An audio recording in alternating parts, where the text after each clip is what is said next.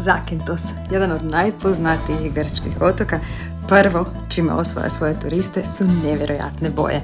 I zapravo kad ste na otoku imate osjećaj kao da je svaki centimetar Zakinthosa uređen. Iako je Zakynthos od 80-ih godina poznat kao party oaza, otok je zapravo i prekrasan primjer spoja grčkog tradicionalnog otočkog života, ali naravno i dobre turističke ponude.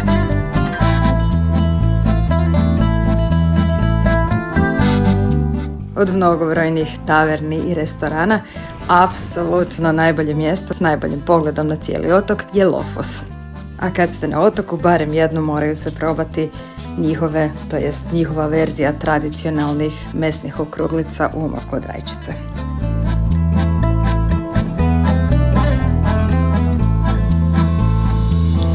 A naravno vrlo često i sok od lokalnih naranča u nekom od skrivenih sela.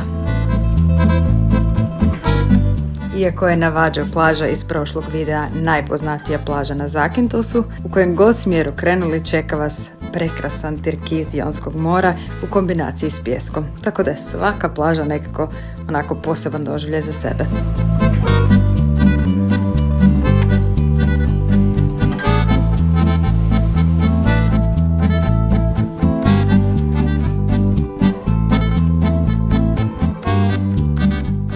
Vožnja toliko cool otokom je super u bilo koje doba dana, ali onda opet nekako najljepše je bilo sa bojama prije zalaska sunca i hvatati zalazak po različitim dijelovima otoka. Najuzbudljiviji dio otoka u večernjim satima je sam grad Zante ili Zakynthos, gdje vas mora oduševiti živost na ulicama u kasnim večernjim satima koji uključuje apsolutno sve generacije, od onih najmlađih do najstarijih, čak i sad u doba covida.